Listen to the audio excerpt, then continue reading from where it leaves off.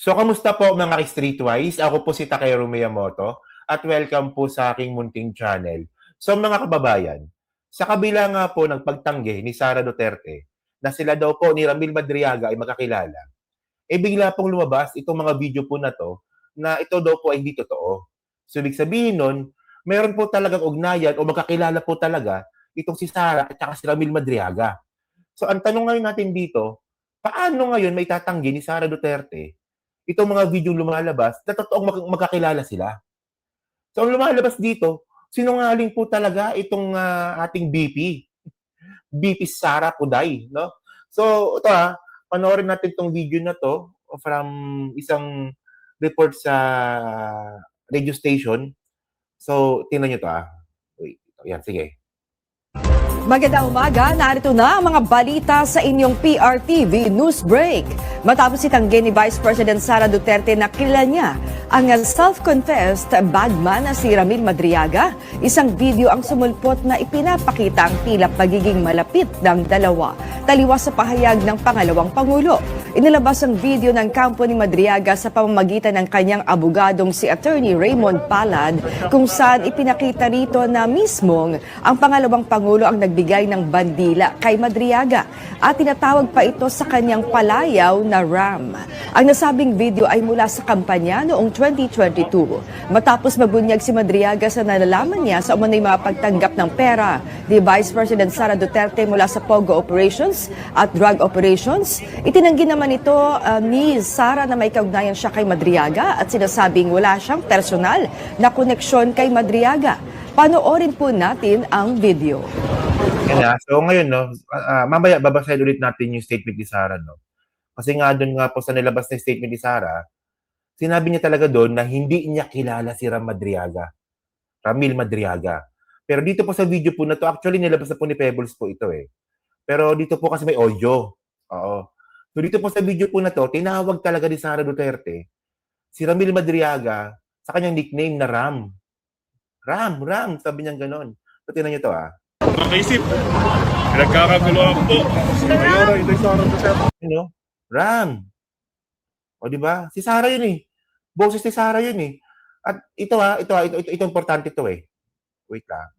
Na mismong ng pera ni Vice President Sara Duterte ni Sara na may kaugnayan wala siyang koneksyon kay Madriaga. Panoorin yung isip na yan mga kababayan, importante po yan. Oo, sige. So, ulitin natin yung video po natin ang video. Makaisip, pinagkakaguluhan po. Mayora, ito yung Sara Duterte. Mayora, Pagtsapura Duterte po.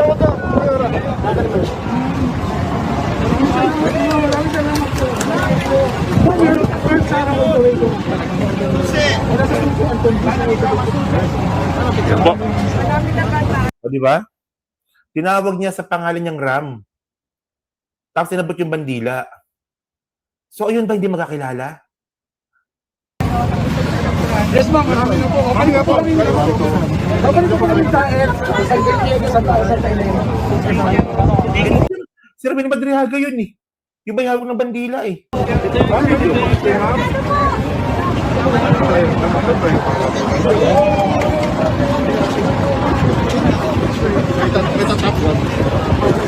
Makaisip, pinagkakaguluhan po. Mayora, ito yung Sara Duterte. Mayora, Pagtsapura Duterte po.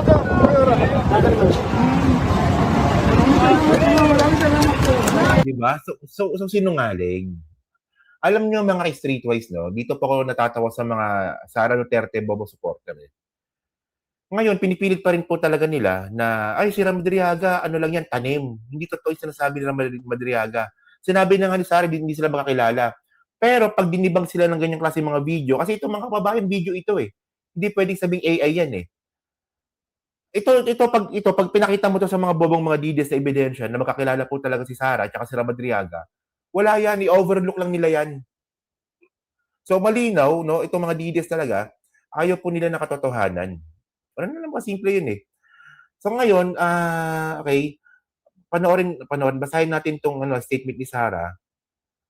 Alam ko nabasa na natin to, no, pero gusto ko nagpakita talaga dito na sinungaling po siya. So sabi niya dito, no, I do not have a personal relationship with Ramil Madriaga, nor have I even given him instruction or of any kind. I have never visited him in prison, nor I have spoken him about anything at any time. So, ang sabi ni Sara, wala daw po siyang personal na relasyon kay Madriaga. Hindi daw po siya bumisita sa kulungan. At hindi daw po siya nakipag-usap kahit kailan.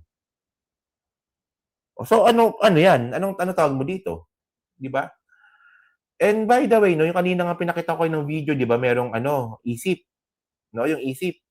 Yung Inday Sara is my president, di ba? So, may video rin po dito, no? Ito yan eh. Tingnan nyo to. Tek, nagpapasalamat tayo sa mga supporters natin na lahat sila all out support sa ating Sara All For You. No, isa dito ang ating Easy Pilipinas. Ang ibig sabihin, Sir Tek, ng Easy Pilipinas is Easy Pilipinas, ha? Easy Pilipinas. Inday Sara is my Vice President. Oh, Mga maraming kaibigan ko salamat. lang ito lahat, Sir Tek. Mga Oh. Kaibigan niya raw po lahat yan.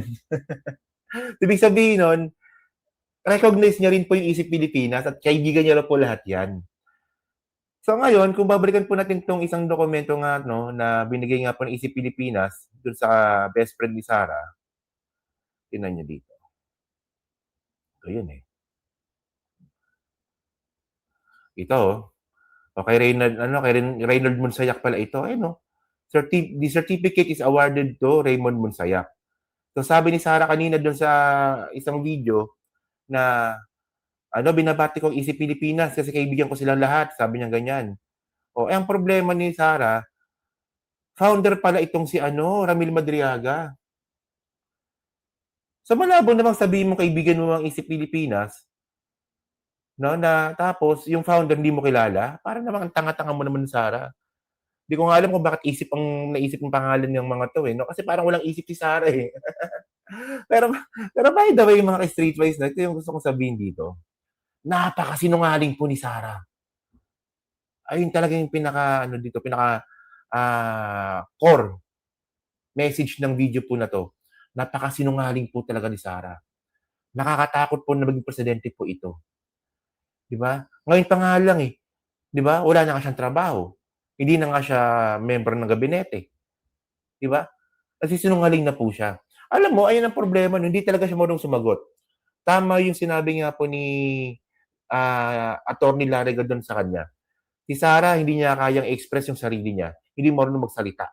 Ito na nga, written answer na nga lang ito, no? Written na nga lang yung sinagot niya nga, no? Hindi niya pa nasagot ng maayos, hindi niya pa nasagot ng tama. Di ba? So ngayon, ang tanong ulit natin ngayon dito, no? Paano ngayon may tatanggi ni Sara Duterte na tinatanggi niya na hindi niya kilala si Ramil Madriaga, may pagkakataon po talaga na makakilala silang dalawa. Itong video po ito. Video ito. No? So, sinungaling po talaga. Sinungaling po talaga si Sara. Ayun po yung tulong ng content po natin. At nakakatakot po siya maging presidente kasi nakakatakot po yung taong sinungaling. No? Lolokohin lang po tayo niya pag naging presidente po yan para sabihin niya, huwag kayong mag-alala, yung Pilipinas okay lang yan. Magaling ako presidente, ang Pilipinas okay lang yan. Yun naman pala. Di ba? Pabagsak na pala Pilipinas nung siya yung presidente. Kasi nga, tanga po yan. Oo. Yan na, so kayo mga kababayan, so kayo po, no, masabi nyo nga po dito sa mga video ngayon kumakalat. Actually, ito, patikin pa lang po ito.